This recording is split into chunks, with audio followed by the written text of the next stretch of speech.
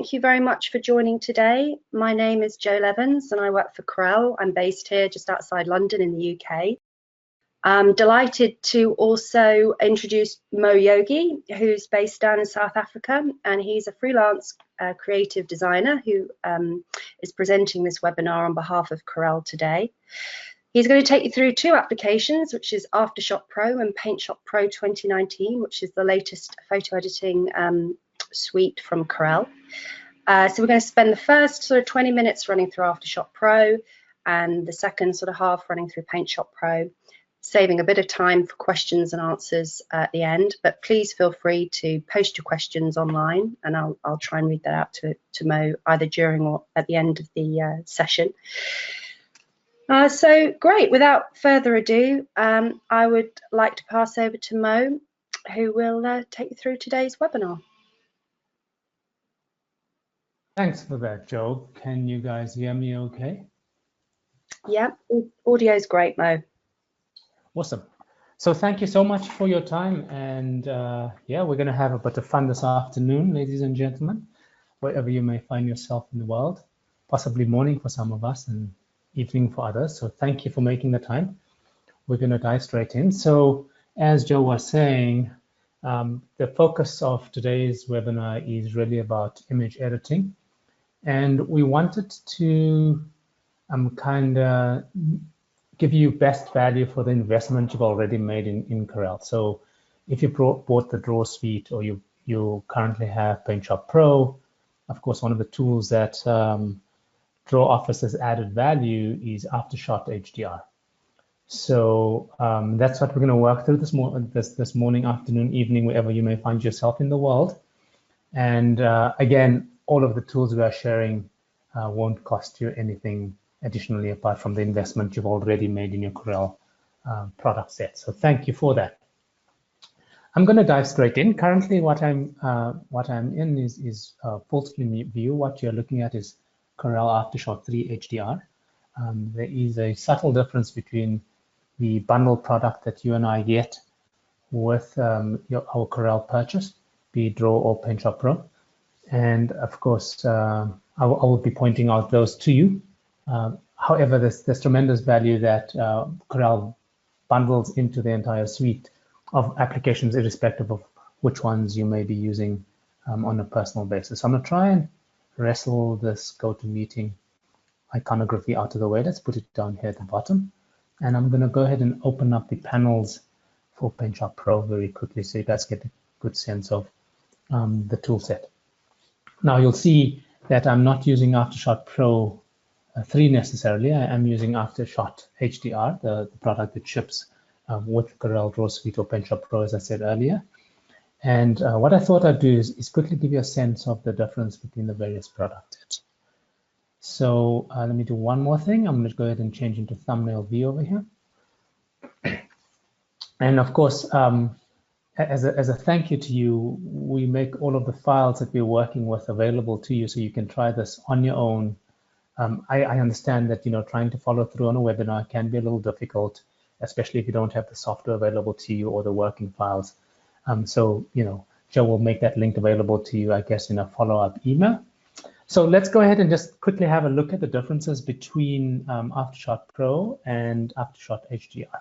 So you'll see here on the left-hand side, there's a little banner ad that kind of tells you, hey, listen, you're not currently using the full version. I'm going to go ahead and click on that, and then go ahead and simply compare what I have installed on the computer as part of the bundle versus AfterShot Pro. So you'll see that there's a couple of things that we can't do in AfterShot Pro, rather AfterShot HDR that we can in AfterShot Pro, my apologies, like watermarking and so on, but not critical to a workflow, I might like to add. So, one of the things that I do miss, and I would spend the additional money for, is of course curves and histograms. So this is quite important in a professional workflow. Let's see, however, what it has to offer, and you can then make an informed decision should you want to, should you feel the need to upgrade. I'm going to make the assumption, unless otherwise, that most of us on the call have not worked with AfterShot Pro. Could I get a sense in the chat pod. Are people using AfterShot at this point in time or not? Just wait a couple of seconds. If you're using AfterShot Pro, please could you raise your hand and then I can. There we go. So will you track that then for me, please, Joe, if you don't mind? Yes, yeah. So it looks like most people aren't using it at the moment, Mo. Okay, that's good. Again, what we like to do with this webinar series is not talk over people's heads, and we don't want to make it like really boring where people have the basics and we're kind of waffling on, hence the question. So thank you for your feedback on that. I'm going to give you a quick sense of the interface, and then we're going to go ahead and dive through AfterShot Pro as quickly as we can, and we will then move over to PaintShop Pro. Both products offer tremendous value to creatives like yourself and I wanted to kind of take you through those. So what I'm going to attempt to do as well is I'm going to attempt not to use keyboard shortcuts, so you can see exactly where I'm going, and in that way, you know, hopefully we wouldn't miss anything along the way. So as far as possible, I'll try not to use shortcuts, okay? Right, so let's dive in. So the first thing I wanted to chat to you very quickly about is the interface. So here, what I did when Joe lined up this presentation is I went out and did a shoot and just went down to the local park and pulled some shots. And we're going to be basically working through that. So you can see AfterShot Pro is very much, so you can see they're all kind of camera raw files. It's the way to shoot, of course, as you guys know. And what we're going to be doing is just kind of talking through a typical kind of workflow. So AfterShot will handle raw files, TIFF files, JPEG files in a raw, non-destructive workflow. And that is really the value proposition for AfterShot Pro, in that everything is non-destructive. So anything that you do here is written to what they call an XMP sidecar, and your original file is always intact with all of the original data sets, very well saved and safe. So you'll see that one can either put in a memory card, which AfterShot will pick up automatically, and it's sticky. So here, obviously, as I was kind of preparing for this presentation, it's kind of remembered what kind of hierarchy in terms of my hard drive allocations it should kind of automatically go to. Okay, so a quick overview of the interface then. Of course, we've got three viewing modes. We've got a thumbnail view, what I call Filmstrip, what Corel calls a standard view, and there's my Filmstrip down the left-hand side. So what this allows us to do is quickly navigate to shots really easily. I can use, of course, arrow keys to navigate up and down, and then we've got an image view or full screen view. Okay, so those are the views, and then of course we've got some, of course, being a kind of raw image workflow editing tool, all of the data sets and EXIF data, as they call it, has been maintained. And then, of course, we've got filtering possibilities. Now, what I would do is I would use keyboard shortcuts to kind of flag or star rate elements, and that will be done here. Reject, accept, or delete elements, and of course, rotate if I need to. And that will all be done here. You'll notice that I've got a little camera icon. Some of you may recognize it as the PaintShop Pro icon, and that would be correct. You can set up your own external editor, be that PaintShop Pro or Corel Photo Paint or Photoshop even, and that is done through the File menu. If we head over to Preferences, you can go in and choose the external editor. So here we're staying within the Corel family, of course. So we're going to be working with PaintShop Pro. It makes kind of sense for us then to route back to PaintShop Pro for this particular demonstration, right? But that's entirely up to you. The very powerful layer-based editing that we have in quite unique to AfterShot is of course available to us on the right-hand side. And then we've got a couple of views in terms of slideshows and a magnifier or a loop, which we'll talk to in a minute. So in fact, let's talk to that right now. So here we have a magnifier, which allows us to quickly go ahead and look at different aspects. And of course, one can zoom in and out using that magnifier tool as well. Okay, down the right-hand side, we've got a series of tabs. We'll be spending quite a bit of time in all of them, but most of your time will be kind of predominantly be spent in the standard tab, okay? Down at the bottom, we've got proofing options as well as clipping options, which I'll talk to a bit later in the presentation. And then, of course, over here we have, this is to the right of the to the right of the little add, we have our main toolbar icon. Of course, we've got a viewing slider over here. And of course, as you would know, 1:1 to check for quality as well as grain, as well as focus. And then looking at the overall shot, it can be done at the click of a button by way of those two toggle icons over there. Very good. So we've spoken through to the interface rather quickly. What I'd like to do is, of course, I've rated my shots. Some are going to be good and others are going to be bad. And what I'd like to do here is I'd like to go over to the filter icon. And what I'd like to do is I'd like to look for all shots that I've gone and rejected. Okay, so no rating there. Let's just jump to a thumbnail view. I was an image view there. And these are shots that I don't particularly like. They're out of focus. The lighting's not correct, etc., etc. So I just like to get rid of them. And of course, you can see what I'm going to do here is just simply select these. And then I'll go ahead and hit the delete key. Now, ordinarily, I would have deleted this already, but for purposes of this presentation, I kept these files. And yeah, trying to shoot a moving dog is a bit of a challenge, especially in low light conditions. I'm quite sure you'll agree. Okay, so good. What we're going to then do is we're going to go into full screen view. And the reason I like full screen view is it's going to get rid of the Windows taskbar at the top. And of course, we know that we're working in AfterShot 3 HDR in this case. So that just gives me more screen real estate, and I'll take what I can get there. Okay, so the next thing we'd like to talk to is actual editing process. So I'm going to go through to my filter again. I'd like to issue a quick warning here. It's like the filter, please make yourself aware, just remind yourself that the filter is on, because that's what it's going to show from this point on. And of course, if you forget that the filter's on, as I do from time to time, then you get unexpected results like your image is not showing, etc. So for now, we don't have any images flagged as rejected, and that's why we see nothing in our main viewport. So if I were to click on that filter again and disable flag, you'll see that we get the entire shoot again. Now I've gone and rated shots and I've gone and labeled them as well. So you'll see, for example, in this particular case, it's got a 4-star rating, etc.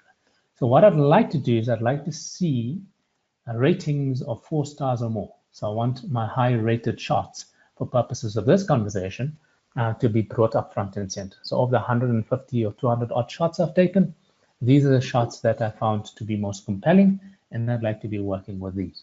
Okay, fantastic. So it's gone and done that. And of course, what we can do is we can then go ahead and make these thumbnails a little larger so we can see them a little better, especially for you guys remotely. So I'm going to go ahead and start with this image here. And of course, what I'd like to do is I'd like to kind of go ahead and work with it. So I'm double clicking on it. And of course, what you can see is you get 100% view, and then you get a normal view. And of course, while this is a shot on a tripod, let's look at some of the metadata information here. Because it is camera raw, all of the metadata information has been saved. So it's a 10D with an ISO of 800. So, you know, semi-bright light. I've got a focal depth of 28 millimeters there. And what we'd like to go ahead and do here, you guys, is we'd like to do a couple of things. The first thing we'd like to do is, of course, we'd like to straighten out the shot. So I'm going to go ahead and pick up the straightening tool, which is this icon right here that I'm hovering over. And then I'm going to go ahead and it gives you this really cool control. And I'm going to go ahead and drop my mouse like so. And of course, we've got the shot straightened now. Now, what is really cool about AfterShot Pro is the moment we jump over to the crop tool, we have this little button called Fit. And what Fit is going to do for us is going to take that data set of us straightening the shot, and then, of course, going ahead and applying a nice clean crop to it. Very good. So the next thing we're going to go ahead and do is we are going to go ahead and look at lens correction. Now, you're going to get bending of the image pixels depending on the glass you're using as well as the lens you're using. So you can see here we've got quite an acute lens of 28 mils. And if I were to go to standard, because we're shooting a rather, it is detail, I beg your pardon. Because we're shooting raw, all of that data set is been saved, as you can see over here. And if I go ahead and choose enable lens correction, you'll see it actually goes and straightens out the image without creating a bow in the middle. So now if I go ahead and do this, you can see it's absolutely perfectly straight. Okay. So that's a pretty handy feature, and this is even more obvious when you're using fisheye lenses and those types of things. The final thing I would do in here, of course, you want to come in, you want to edit, you want to do this quickly. You know, you've done a shoot of school kids for a yearbook, or you might have done a wedding album, or you might have done any one of those product shots. You're going to have hundreds and hundreds of shots. You need to move through them quickly, and of course Corel helps in that process. So I'm going to jump back to standard and just have a quick look at establishing strong white balance. So what we have here is we've got two possibilities. The one is the auto level from Corel itself. So you'll see that there's a bit of clipping of white and black, give us higher contrast. And then of course we have the perfectly clear option, which gives us a much more drastic look. And of course Corel has got a very good relationship with this plugin manufacturer, and that of course comes through. Tech is what they're called. And of course it comes through perfectly. Now what you can do is you can save this information and you can then output it. And if you're not happy with any of the changes you've made, you can simply go and hit the reset all button over here, and it will take you back to its original state. Okay, so that's lens correction. Let's move on to the next thing. And like you, what I like to do, of course, is I like to shoot. I bracket my shots as you do. So if we have a look at, let's take the series of shots of the Crete. So there was a very specific kind of look I was going for there. And if we look at the metadata information on this, you can see that this was shot on an aperture 3.5. 1/6 of a second is the first shot, so fairly quick. Well, actually not that quick. And then we've got a second, so that's a second worth of shot. That's f16, that's a 4-second shot. So I really want to get that look of misty water going over the rocks in the creek. And then finally, we've got a 2-second shot. So we've got a very broad range of shots. And what I shoot is I would shoot, program mode based on what the camera is giving me. And then I would shoot a stop down. I would shoot a stop up, and then I recommend you shoot shutter priority and aperture priority. So you end up with 5 shots for every shot that you're taking. Of course, here I was using a tripod. There's no ways I could have shot any of these shots without a tripod, but I'm in the middle of a creek, so there clearly was movement, etc. Okay, so I'm going to go ahead and select all of these shots, and what we'd like to do is we'd like to do a merge to HDR. But before I do that, I'm going to jump into image mode here, so you get a good sense of the shot. So you can see that kind of wispy look right here over here. So if I go ahead and choose my magnifier very quickly, you can see we've kind of got that kind of wispy look of there. That's a much nicer shot. Okay, so that's even better, right? So that's our 4-second shot. Beautiful. So what I'd like to do here is, of course, let's switch off the magnifier once again. Combine these 4 shots into a high dynamic range shot. And what it's going to do is it's going to take the full dynamic range of each shot and give us the best value. So, for example, if we were to take this shot here, which appears quite dark to us, and we were to look at that shot in isolation, you'd agree that the shadow detail is too dark, but we captured good details in the highlights here, and some of the kind of quarter tones, right? And then, of course, if we were to jump back for a sec, let's jump to Filmstrip mode. If we jump to the very lighter ones, of course, the shadow details, we've got a lot of information in, but highlights are starting to get blown up. There's no detail in there whatsoever. And of course, what is great with the AfterShot's HDR function is we can take all of these shots and we can go ahead and merge them by right-clicking on them and choosing Edit with AfterShot HDR, Exposure Merge in this case. I'm going to go ahead and click on that.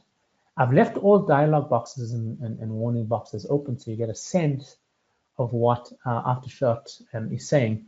And in this particular case, the interface is a little small, so I'm going to go ahead and zoom in over there. So it kind of basically walks you through the process step by step. So it tells you what to do. So here you've got a standard exposure. They are suggesting an underexpose of 2, a -2, and an overexpose of 2, and then a combination of those shots. So usually I close this off, but for purposes of this demo, I'm keeping them open so you can see the kind of help that Corel gives you along the way. Okay, let's go ahead and close off the magnifier. So we've got all of our shots here, and you can see that that done, we're ending up with a very rich Peter Jackson style shot here. What I'm going to go ahead and do is go ahead and switch on preview alignment, and you can see that you're getting this ghosting because all of the shots are not perfectly aligned. And of course, what I'm going to do then is ask Corel to do that for me. So under alignment, we've got two modes. We've got an edge-based mode and a feature-based mode. I'm going to choose feature-based mode, hit the align button, give it a few seconds, rather, not minutes, to crunch through that. It may take me a couple of minutes. And then we'll have another preview, a look at the preview alignment again. And you'll see you've got perfect alignment now and a really beautiful, compelling shot with details in the shadow and highlights areas. So you've got a really nice balance of shots in terms of the full dynamic range of the shot, okay? And then, of course, what you can go ahead and do is choose process. So you can see you've got different profiles. In this case, of course, it's a Canon. So if I were to hit the process button, what it then does is it takes me into the secondary mode. You'll see it's saying step 2. And here what we can do is we can go ahead and play with various content. So you can see where we had blown out areas in our highlights, we now have information. I tend to like a higher contrast. So you can see we've got different types of contrast here. We've got creative detail versus natural detail. We've got a couple of presets. This for me is a little overkill, but I'm going to show it to you anyway. It's too rich. It's almost like color film processing where you haven't got the chemical mix quite right. I quite prefer that. It's a little bit more natural looking. But what I will do is I will go ahead and pump up my shadow detail a little bit more. So I'm just going to go ahead and crank that up. So just get higher contrast in the shadow detail. I'm sorry, I need to be going the other way. My apologies. Let's try that instead. So I want higher contrast. Yeah, that's much better. That's a little too much in my view. So I'm just going to bounce that a little back. So that's -4-ish. That's good. So now, of course, what we can go ahead and do is non-destructive. So if we hit create HDR file, Corel's going to create a copy of this for us and our original will stay intact. Okay, so that's HDR. I hope you like that. The next thing we're going to look at is we're going to look at a bit of color correction. So what I'm going to do here is I'm going to go ahead and jump into my thumbnail view again, and I'm going to go ahead and pick up this shot. And you'll see that this shot has got some edits to it, so I'll go ahead and reset all. So that's the original shot. And if we look at the metadata here, you can see that this was shot at 251th, if there is such a number, of a second at f11. So a nice deep aperture, but we can see we're falling out of focus there. So that was pretty proud of my being able to pull that shot off. And of course, I just like to kind of increase the saturation in that as well. I'm going to leave this kind of diagonal gradient. And the reason for that is it creates a nice kind of visual feel where we're creating a bit of imbalance. I'm not going to straighten it because I want to give the illusion of this being a hill. Okay, which it is actually, so it's not an illusion really. The first thing I'm going to go ahead and do is I'm going to go ahead and choose the standard option. So we've spoken about the automatic ones. I want to talk to some of these dials a little bit. So the first thing I'd like to do is I'd like to push up the saturation of color in this image a little bit. That's better. We're kind of heading towards summer, so we kind of betwixt and between, you know, yellows and aubens and greens. And I'm going to chunk up the vibrance a little bit as well. So there we go. This was shot last, in fact, a shot on Sunday or Saturday. I can't remember exactly. So that's what I'm going to do on the standard tab. Then what I'm going to do is I'm going to head over to the plugins tab. And you'll see we've got something called equalize, a color equalize. I'm going to go ahead and enable this. And what I'd like to do here is you can see you've got different possibilities here. And this gives you even more control. So if I were to go back to the standard view here, remember we messed with saturation and vibrance. I don't want to reset all, for example. All you need to do is double click saturation the word and vibrance the word, and that's going to reset it for you guys. That's how easy it is. So now we've got even more control. So we've got all of our primary colors over here. I'd like to chunk in some more green. So I'm going to go ahead and pull the greens up quite a bit. And I'd like the yellows and the flower to pop. That's much better. And I want to get some cyans and blues in as well for the sky, which we'll kind of do in a moment in terms of full in light, okay? Highlight recovery. Okay, so I'm pretty happy with that shot. What I'd like to do next is I'd like to go over to detail here, get rid of any lens warp that might be in play. And then what I'd like to do is I'd like to chat to you guys about presets. So remember, this is all about speed, right? If I go over to my plugins, in fact, on the standard once again, you'll see that we've got a stack of presets. We can create our own, or we can use the ones that ship with Corel. In this case, I'm going to choose Bluer Skies, and you'll see that we're getting a bit of full recovery up at the top. Okay, so that's basically how that works. So let's move on. I'd like to get into PaintShop Pro as quickly as we possibly can.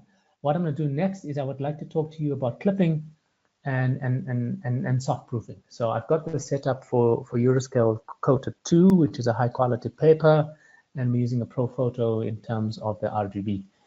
So if you're printing to inkjet printers, it will be sRGB and so on. So here what I'd like to do is I'd like to pick up this image here of this road, quite a quaint looking road, and we're going to jump into full view again. So there she is. I'll just reset all, so there's no kind of edits that I've done to this. And I'm going to switch on two things. So down on the bottom right, I'm going to switch on soft proofing 1. And on the far right, you'll see there's an icon that allows for clip warning. So this is extreme colors on both ends of the scale. So extreme shadows and extreme highlights. And of course, in this case, it's telling me that the shadow detail areas are out of gamut for the printer.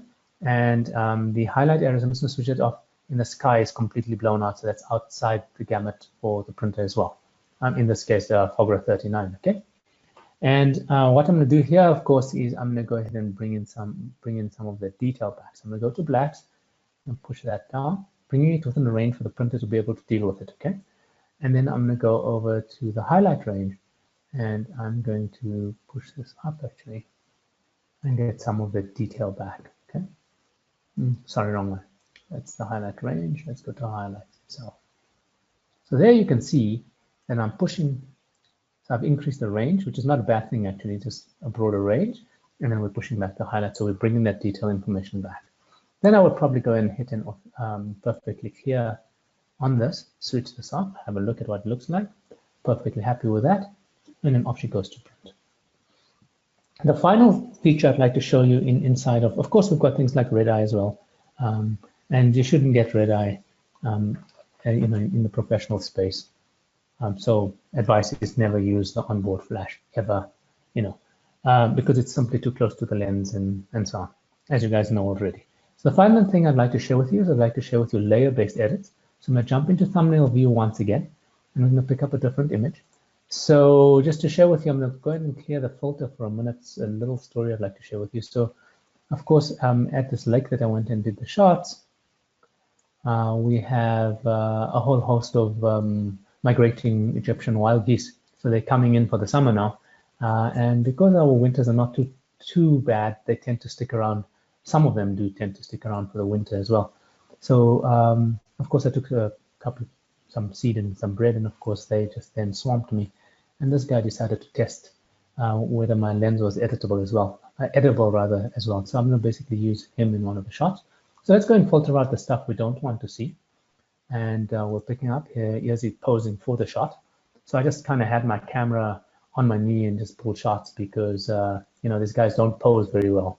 But they are but nervous being around human beings. But the fact that I had some chow with me, they were like engaging. Okay, so there's our shot.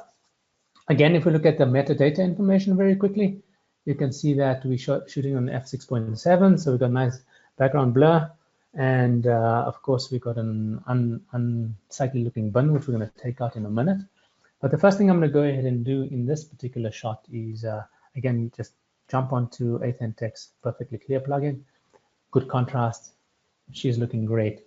And then of course, let's go ahead and do a quick layer-based edit. So I'm going to go ahead and enable our layer panel. There she is right there. We can do adjustments or heal and clones. And in this case, we're going to do a heal and a clone. So I'm going to go ahead and click on that. And you'll see it's already gone into clone mode. So it's basically saying, hey, where do you want to clone from? And of course, what I'm going to go ahead and do here is I'm going to go ahead and adjust the brush size. Make that quite substantially larger. It's probably a little too big. And of course, then we've got feather size, and that's up there. So what I'm going to do here is I'm doing this as quickly as I can. I'm just going to go ahead and move this over a little bit. And of course, she's picking up a bit of his neck now. So we'll shut that over, take up the feather quite a bit, and then of course, take this guy down. So just to quickly show you then, I can go and switch off the overlay, and in a couple of seconds, we're kind of good to go. The final thing I would do here is add a bit of sharpening to this, and then we're kind of ready to go. So that, in a nutshell, is AfterShot Pro. I trust you're going to get value from it.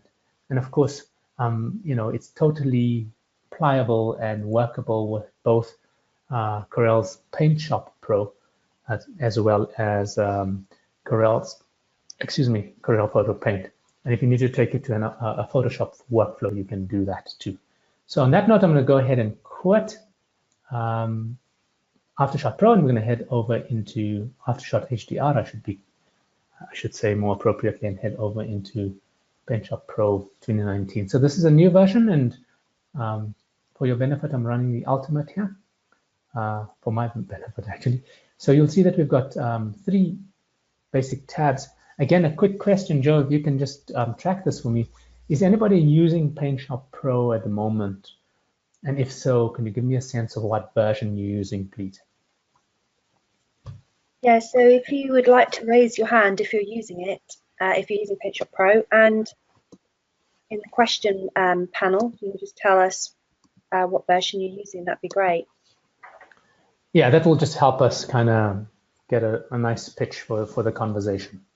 And if there are any questions around AfterShot, I'm more than happy to take them now, or shall we leave them to the end, Joe? I'm happy to do either. So yeah, if you see something that Mo's presenting, you've just got a question, please post your question online and we can read it out. So there's a few show of hands. Go ahead. A few show of hands. A few show of hands for PaintShop Pro, and one listener is on the latest version, 2019. Oh, fantastic. So yeah, I'm truly not sure how Corel makes money on this product, because it's such a good product and it's so ridiculously affordable. It's really a great product. What I particularly like about the PaintShop Pro experience is I use a number of image editors, as I'm quite sure many of you do too. And what I like about the PaintShop Pro experience is the kind of integrated workflow experience. So of course, I'm currently on the Home tab, and this we're starting to see filter through all of the Corel apps. So the welcome screen is basically filtering through all of the Corel apps, which is nice to see. And of course, the reason I'd like to talk to you about this again is, again, no smoke and mirrors. We are working with the out-of-the-box product. And of course, what you'll have, if I have a look at my library, is the Spec to Painting thing. This particular filter set has me in awe, because you and I have looked at automated tool sets in the past that use AI, and yeah, they're less than impressive. But I must say that this current deep neural engine that Corel has built is truly mind-boggling. So on some levels, I do feel a little nervous.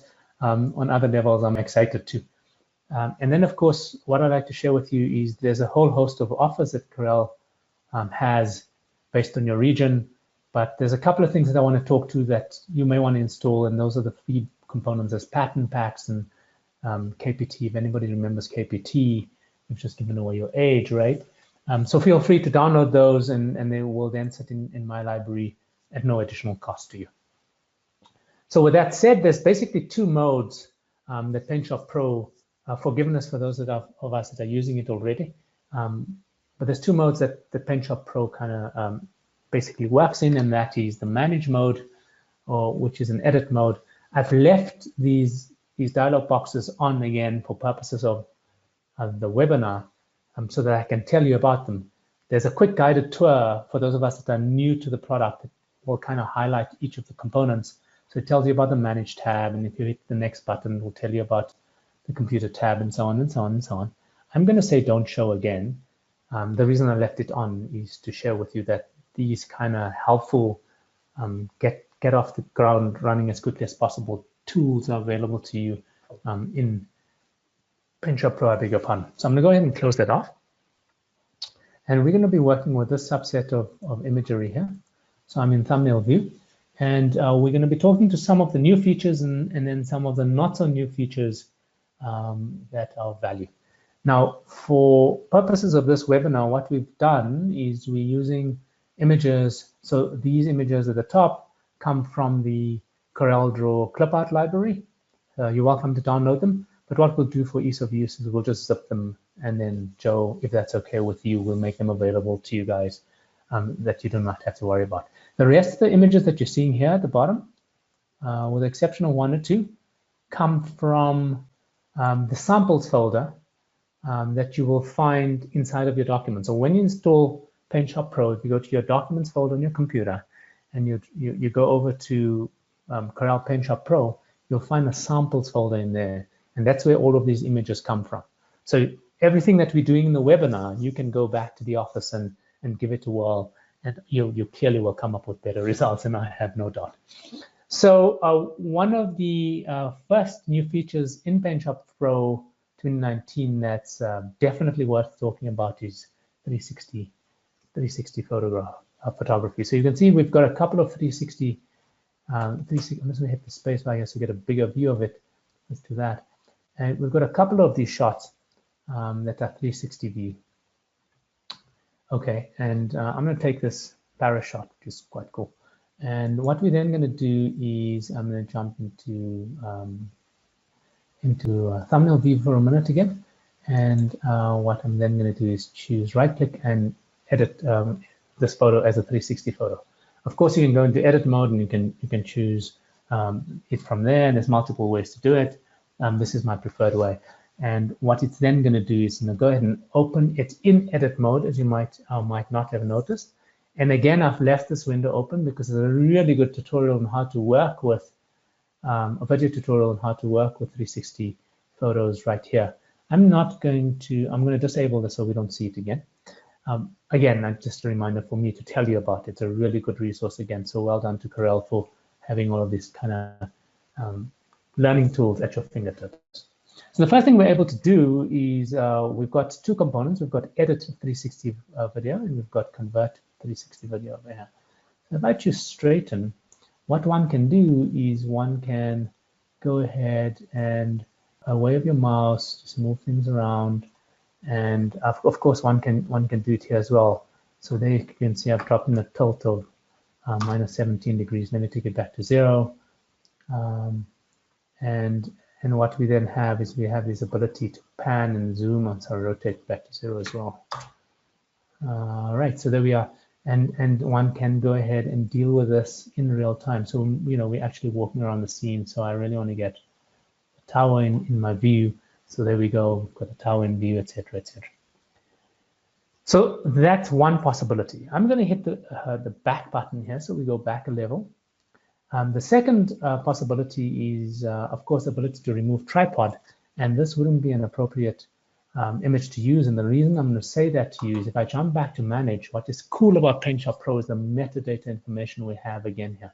So if you have a look at this image that I've selected, you can see that the shot was taken on a DJI drone, so it was, it's up in the air, and there's not going to be a tripod necessarily involved in this particular shot. That's also shot in a DJI, and of course, if you see the drone, you can go ahead and remove the drone as well if you wanted. So these are drone shots that we're seeing here. And of course, if you had an image, let's see if there is one. If you had an image that's shot on a tripod, I believe this is one. Yeah, that's shot in an Insta360 Pro. So this has definitely got a tripod in the shot. So let's go ahead and have a look at this, right? So I'll go ahead and right click and choose 360 photo. It's going to take me into editing mode. And yeah, there's our shot, right? So you can see the tripod, of course, in 360, there's the tripod. And of course, what you can go ahead and do is tell the computer you'd like to remove the tripod. And then, of course, there is a very good demo on the launch video here. I'm just going to show you this very quickly. You can go ahead and do this. And then you can choose the magic fill button, remove the tripod, so that if you're having that part of the shot, you can kind of seamlessly fill it, okay? Again, what I'm going to do is I'm going to say back. That's not one of my favorite shots in terms of this examples. I'm going to go ahead and share with you another possibility. So I'll go back to that ParaShot, and let's go ahead and edit in 360 view again. So again, what's very cool is this organizer. It sometimes does get in your face, but we want to go into the 360 mode again. And what you can do is you can create a panoramic view from your 360, which is really cool. So you've got the rectangular, and then you've got the Makata. So Makata is very much like, it uses the same algorithm that they use for doing world maps. You know, so it gets squished in the equator, and then the poles are stretched out. This is kind of more equirectangular. And then, of course, you can do things like horizontal shift, so you can choose different parts of the image. And you've got your rule of thirds, all of those types of things. I'm going to hit back once again. I'm not going to save that. And the final thing I'd like to share with you, which I think is just absolutely delicious, and I'm going to do it on this image right here, is, of course, this planet mode. If you haven't played with it already, yeah, I'm going to have fun over the holidays playing with this guy. Isn't this cool? Kind of Horton here's a Who kind of vibe, right? And it's pretty cool how it's done that with a little sky and all of that. So definitely going to be using this in a couple of projects coming up. So thanks, Corel, for that. I'm going to then go ahead and talk to the Pick to Painting tool.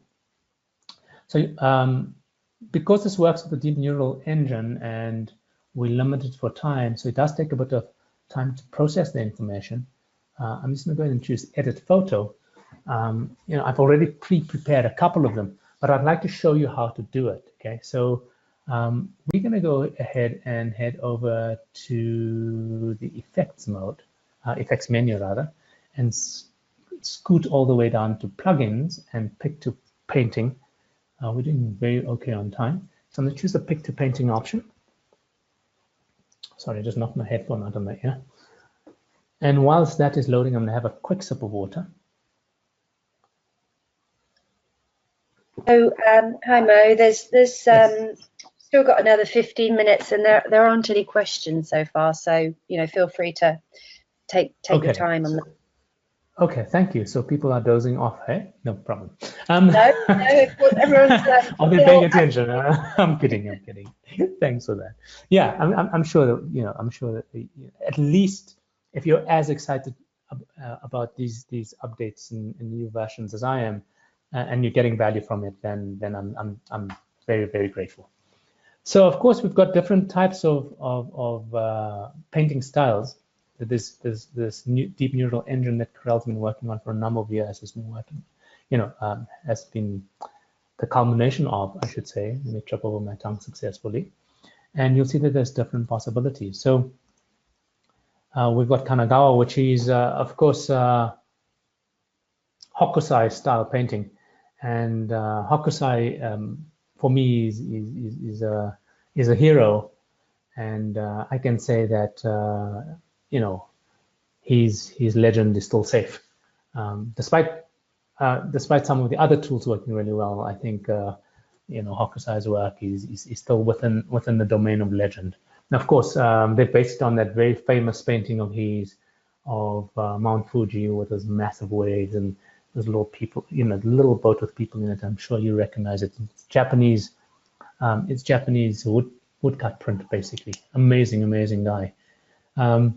Nonetheless, so there's a couple that are really compelling. Now, what you would do is you would go ahead and choose the style that you want, and then you would choose what strength you want, and you would preview the style. So this will take a couple of minutes.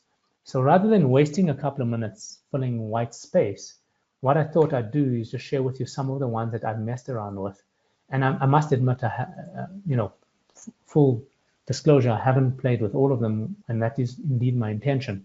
So I'm going to jump into Manage View here so we can just kind of walk through them, and I can tell you what they are. So this very first one that we're looking at is Depth by Design. That's the filter. And man, if that doesn't look like you know, doesn't look like chalk and pastel style drawing, then I don't know what is. So we have, you know, I have a good relationship with HP. I'm definitely going to be taking some of these and printing them out on the inkjet printers to canvas and seeing how they turn out. So this is a retro pop, again, kind of deep watercolor style. I'm not sure if you're familiar with the work of Pierre. That's kind of vibe I get from this. Again, very compelling for you know, half a minute to a minute's worth of wait in terms of the imagery. This one here is Slumber, so that's another feature. And then I quite like Tokyo. This one is called Tokyo. You know, those are the ones that I've managed to play with, and I thought were quite nice. But of course, feel free to play with them. And of course, you would just go to the effects menu, and that plugin is installed on the get-go. So that's, of course, a new feature to PaintShop Pro 2019 as well.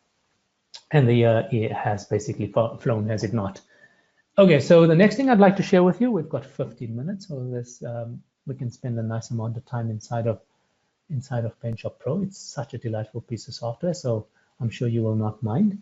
Is the user interface enhancements in this version. Of course, they've done a whole host of under the hood updates and performance tweaks and enhancements. I believe there's 50 plus of them. But me being a designer and a creative, I'm more interested in the eye candy, as I'm quite sure you are. So the first thing is you can go ahead and enlarge text sizes and change icon sizes and those types of things. So you can tweak the interface to your own personal style and depending on how good your eyes are, or how tired your eyes are, depending on whether you've been pushing a couple in the late nights. Okay, so that done. What I'm then going to do is I'm going to close the cockatoo or the parrot off, and I'd like to chat to some of the other possibilities. So let's go ahead and open this image here. We'll do a couple of things to this young lady. The first is I'd like to crop her. So I'd like to get rid of some of the non-important information in the background, and then we'll do some retouching work on her as well. So one of the things they've done in this new version is based on customer feedback, in terms of how customers are using the tool, they've brought up a lot of the tools that people use on a regular basis up front and center. So, for example, one of the things that you and I would do on a regular basis is crop, right? So you'll see that now what we have is we'll switch that off for a minute. We have this crop toolbar that we have. And of course, what I can then do is decide what type of crop I want. I would like to do a bit of straightening on the shot. So I'm going to go ahead and click on this ruler icon. So I wouldn't need to go to the ruler icon over here and so on. So now I can go ahead and just do this straight off the bat using the crop tool. And of course, I can go to a grid to get even higher levels of accuracy. Right? So that's the crop I would like. I'm doing a nice, neat, tight crop on her. I would like to get a bit more of the book in. And then I'm just looking at where focal centers are. So in terms of rule of thirds, it's kind of falling slap bang on the face. So I'm quite happy with that. And then, of course, let's talk to some of the other features that I just switched off. So you'll see that there's a little power button over here. And what it does is it allows for photo enhancement. So let's go ahead and switch it on. And we have a one-step photo fix. So you guys know this. You can do that from there. And of course, what they've done is they've just brought that up front and center. So we're increasing the clipping. And then, of course, we've got instant effect. So again, straight off the bat, we can go ahead and do these edits right here. So I'm going to go ahead and click on this. And the default filter is black and white. So when you click on it for the first time, it goes black and white. But if you click and hold on it for the second time, you'll see that you've got different possibilities here. So you can go ahead and say, look, I want more definition out of this particular image. So it's going to go ahead and do a bit of sharpening and so on. And then, of course, the final one is I'd like to do a depth of field focal play. So I'm going to go ahead and click on this guy. And you'll see that it's now gone ahead and given me a depth of field focal play, but it's doing it in the wrong place, right? So it's doing it kind of around her chin and her neck area. And really what I'm going to do here again is click and hold in. And again, using my rule of thirds grid, I want to say, listen, I'd like to focus my attention towards the top, please. And I would like to increase the size of that depth of field. And now you'll see that we're ending up with a much better depth of field.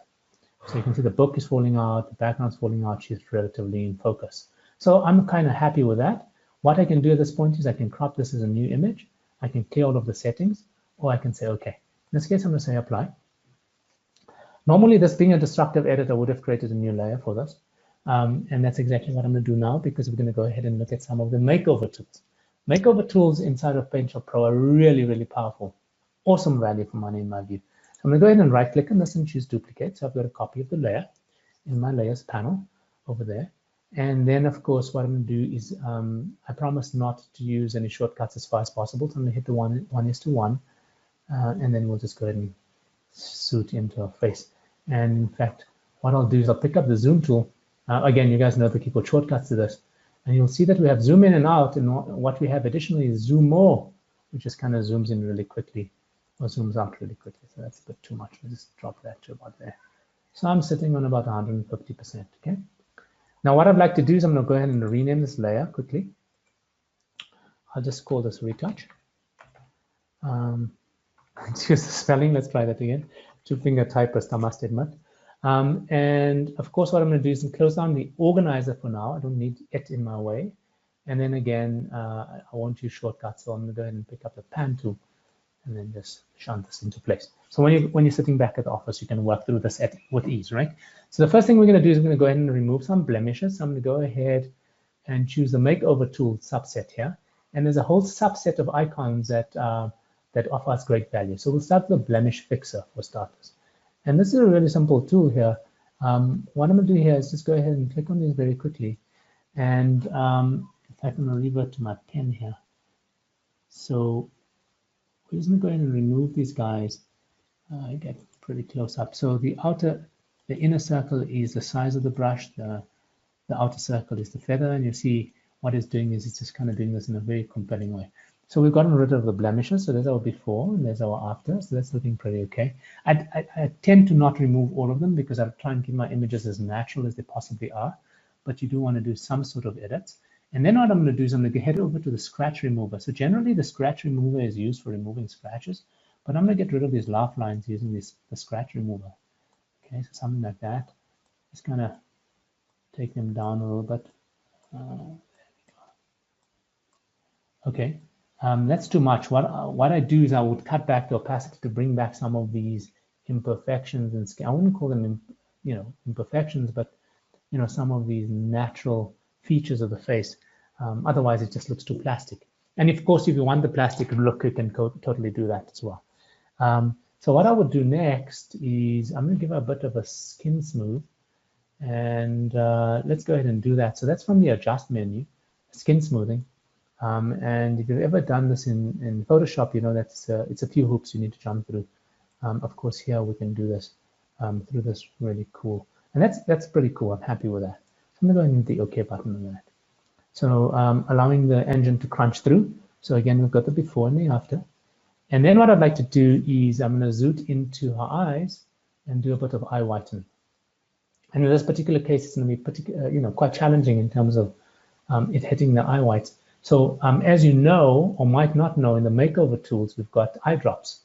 Okay, and if I were to go in and click on this, you can see it's affecting the entire face. So I'm going to undo that, and I'm working on my retouch layer, so I'm safe. I'm going to pick up the lasso tool over here. And what I'm going to do here is I'm going to go ahead and just do very quick rough selections of the whites of the eyes. There, and you can see I'm in add mode over there. So let's do this eye, part of the eyeball as well. And I'm going to leave the specular highlight, but I do want that. And maybe that edge a little bit as well. So that's what I would typically make a selection as, not a very clean selection as you can see. I would then go to modify and I feather every single selection, and that's my recommendation to you. So it's got a 2-pixel feather, and probably we'll make it a little less. Let's make it 1. And then what I'm going to do is I'm going to go over to selections and I'm going to choose hide marquee. So the selection is still active, but it just allows us to work on it. And of course, now if I go ahead and choose the eyedropper tool, I can go ahead, as you can see, I'm whitening the eyes. And if you look at the before and after, you'll see that you got some nice whitening without it looking very fake. I'll just do one on this side. Okay, so that's eye whitening. We've done skin smoothing, we've done eye whitening, and all of the rest.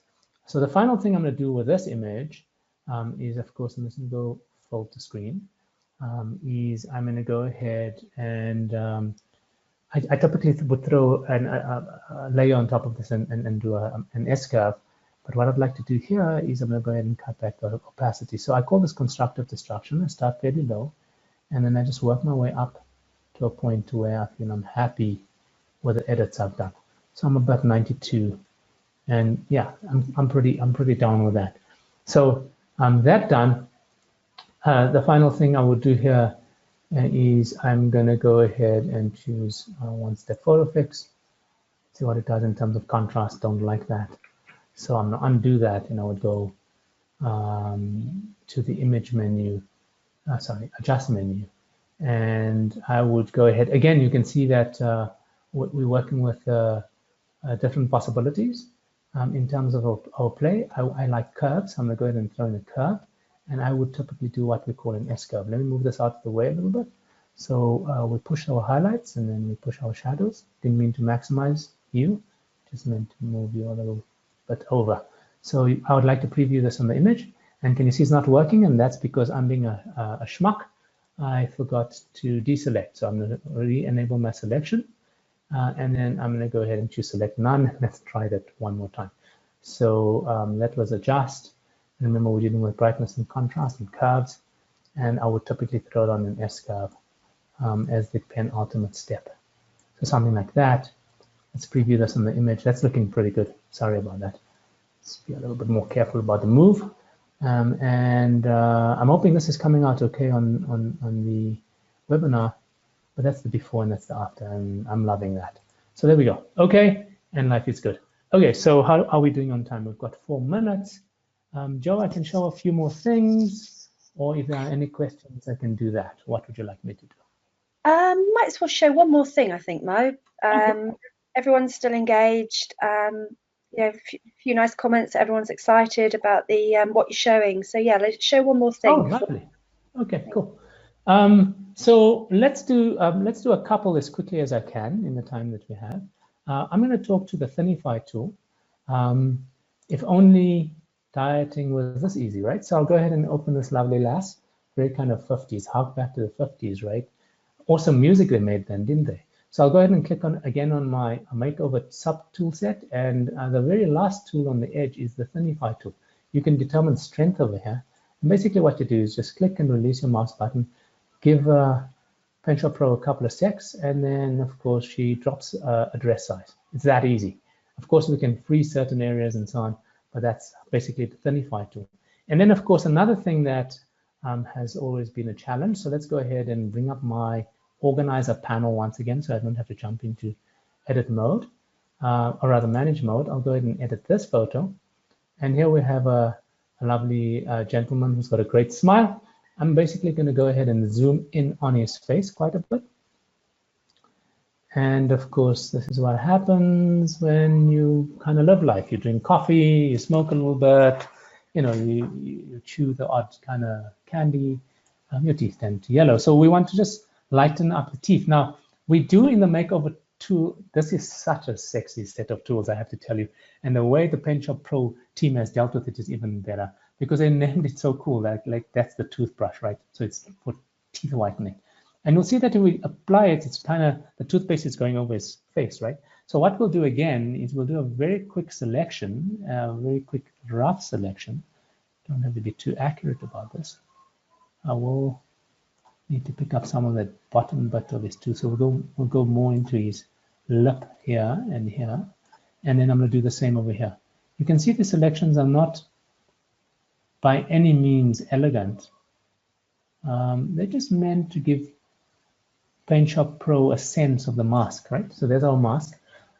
As I said to you, I'm fond of applying a feather to everything that I do. And here, I think maybe a 2 or a 3 pixel feather might be handy. Let's go for 3 pixels. Okay. And then I'm going to hide the selection again because it becomes a bit obtrusive. So I'll hide marquee. And what we'll then do is head over to our makeover tools, pick up the toothbrush and watch what happens now. Again, what I'll do very quickly is I will do this on a duplicate layer. I always do that. So almost forgot that time. And you'll see now, as we whiten the teeth, and you can see we've got some quite drastic staining over there. Yeah, so he looks a bit like the dude with the very white teeth, The Rock, right? Super white teeth. There we go. Let's look at that in full view. So again, what I'm going to do is say to the computer, show me full view, please. So there's my before. Sorry, there's my before and there's my after. Okay, so that's teeth whitening. And we've got a minute to go. So I can show you 1 or 2 more things, or we could call it the day. It's entirely up to you. Joe, back to you, or would you like to see 1 more thing?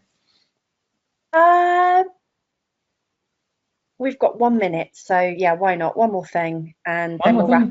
Thank you, Mo. Okay, yeah, cool. So let's do a picture frame very quickly. I'll do 2 things on this image, okay? We're going to go ahead and choose edit photo. So this shot here, as you can see from, in fact, let's go to manage quickly. I'm not sure if the data set has been captured by the Pro team. No, it hasn't. So the EXIF data is not there. I think they kind of crunched it out and then made it a JPEG. So very quickly, what you'll see here, guys, is you'll see that there's quite a bit of noise in this image. If I go 1:1, it should become even more visible to you. Joe, are you able to see the noise, or should I zoom in a little bit more? Let's zoom in a little bit more. There we go. Yeah. Now you can definitely see the noise, right? We're going to duplicate this very quickly.